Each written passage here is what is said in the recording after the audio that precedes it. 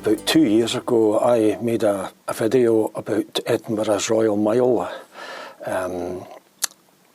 from the castle all the way down to the Palace of Holyroodhouse, and just looking or comparing modern footage with old photographs and trying to maybe line some of them up, and generally failing miserably on that score. But the last photograph in that video was of Abbey Strand, right beside the palace. And it was a photo that dated to around 1900, and it just showed a lovely range of old buildings. In particular, it showed a woman sitting on a window ledge. Everything about that photo just captivated me, especially the woman. Who was she? And what was she doing sitting in the edge of that window? The only way I could hope to find out who she was and a bit more about her was to look at the 1901 census records. The photo dated around 1900. It seemed a good place to begin. In fact, it would have been far easier picking dead flies from a hippopotamus's bottom. Technology is supposed to make life easier. In most cases it does, but in some cases technology just gets in the way. In the Scotland's People website, you can't search the census records by address or street name. And in the Ancestry website, if you do a search for Abbey Strand, depending on what other inputs or fields you could have input, you either get something like almost 500,000 records or absolutely nothing. And so I found myself in Edinburgh, in the Central Library on George IV Bridge, and in Sandy Bell's pub, drinking beer. Oh, the hardship. But did I find out who she was?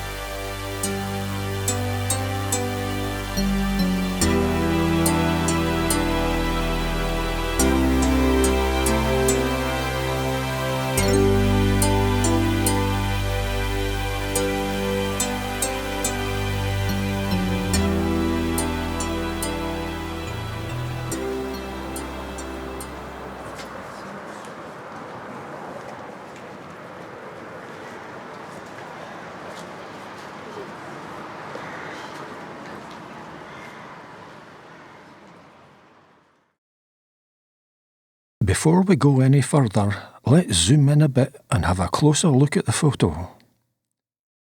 Would you look at those adverts? Mostly for chocolate, which is understandable because if we look at the shop, we see a confectioners owned by a William Vallance, whose name is above the entrance. Then there's the woman herself.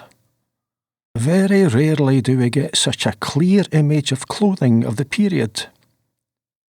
When I first saw the photo, I just couldn't read her expression. What on earth was she thinking? If we zoom in even further, just look at the two upper panes of glass. Yep, the telltale white marks of a window being cleaned. She is cleaning the outside of the window, getting rid of the smoky grime from breweries and any number of nearby industries.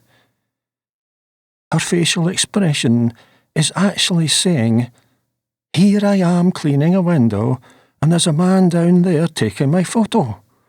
What is going on?" Before we get too bogged down in guesswork and supposition, let's first of all have a brief look at the history of Abbey Strand. Abbey Strand sits within the old Abbey lands, in an area of Edinburgh that once was a gateway into the city, although not a defended gateway, just a route into the Canongate through an arch in Watergate. Old photos of Watergate, which sat right beside Abbey Strand, reveal the medieval homes of Edinburgh's citizens, and a building style with crow-stepped gables fronting the street that can still be seen in parts of Edinburgh today.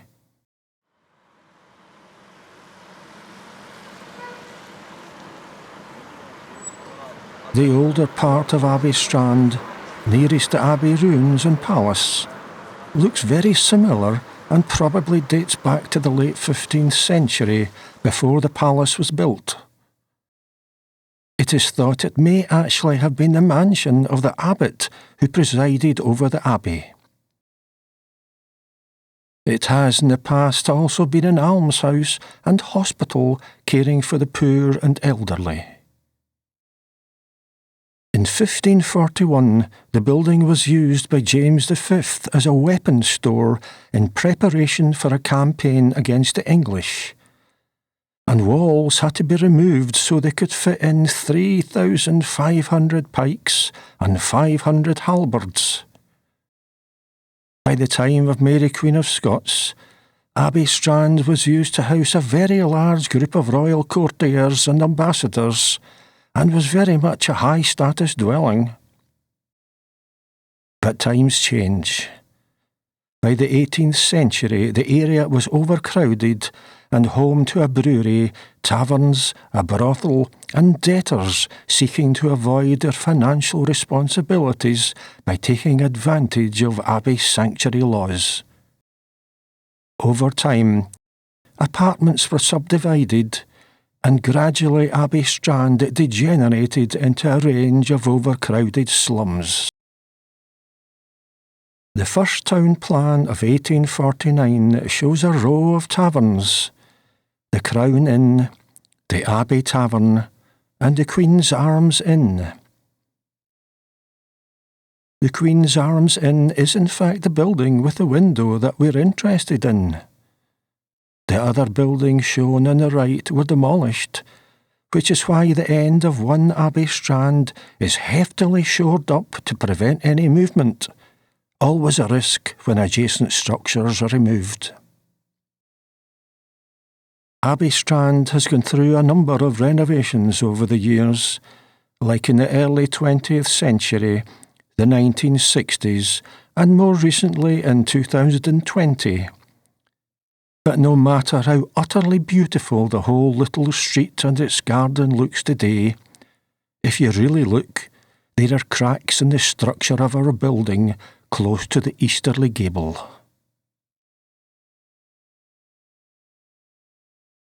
Early photos of the late 19th century give a good insight into the area around Watergate and Abbey Strand, with its taverns and shops and hopeful small boys dreaming of chocolate.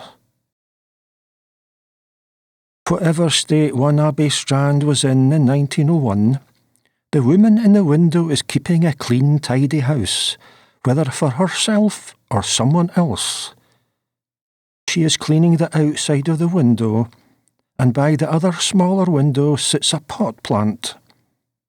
Inside, this was a nice house, although below that small window you can see an alarming-looking crack in the stone structure. The 1901 census lists 4 people at one Abbey Strand. Head of the house is William Vallance, whose name sits above the door of the shop. He is aged 58 and unfortunately an invalid at this date. His wife Agnes is looking after the shop. The other 2 people listed are Sarah Dawson and Robert Braid. Robert is a lodger, and Sarah, aged 22, is a visitor. According to the census records, Sarah was born in Glasgow and a worker in some job to do with chemistry. The Vallance family were well-known manufacturing confectioners in Edinburgh, with shops in Hanover Street and Hope Street, where the assistant young ladies were said to be most pleasant and polite. The head of the house was always called William, and, to be honest, I'm not sure where our invalid William fits in. It is likely that he was related to the well-known Vallances, but in fact there seemed to be a heck of a lot of William Vallances making sweeties back then, and they were born in various parts of the country, and even abroad. But let's not concern ourselves too much with that, for all we're interested in is one Abbey Strand. So, the big question is, who was Sarah? At this stage, I'm tempted to go down the road of suggesting that Sarah worked in the shop, perhaps using some acquired chemistry knowledge to concoct all manner of interesting sweeties. But then that leads me to the subject of adulteration. The front cover of a Puck magazine in 1885 probably says it all, with a stick of candy bearing the names of things routinely used in the confectionery industry back then, a few of whom could cause death. But I suspect that's the wrong road. Besides, if she did work in the shop, her occupation would surely be given as confectioner's shop assistant. It is unlikely that she was the partner of Robert the lodger, as he was 56 and Sarah was 22. If Sarah just happened to be at 1 Abbey Strand when the census was taken, what was she doing there? It seems likely that she was a regular visitor. I'm inclined to think that she was helping out around the house. Perhaps not officially employed, not her real job, but maybe a spare-time job helping the Vallance family while William was an invalid and clearly unwell. You know, like you get these days, a little cleaning job of a few hours a week just to make ends meet.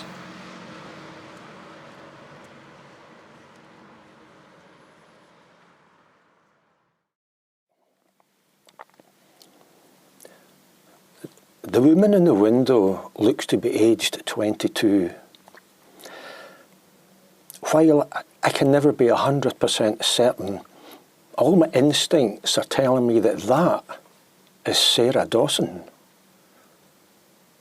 And if I've got the right person, Sarah got married in that same year of 1901. In fact, she may already have been married when the photo was taken. She can be found in the 1911 census in Abbey Hill, which is literally just around the corner from Abbey Strand and not far from the tiny fairy tale building called Queen Mary's Bath, her husband and a sprinkling of children. And I'm sure they all went on to live happily ever after. I'm Eddie Burns. Take care.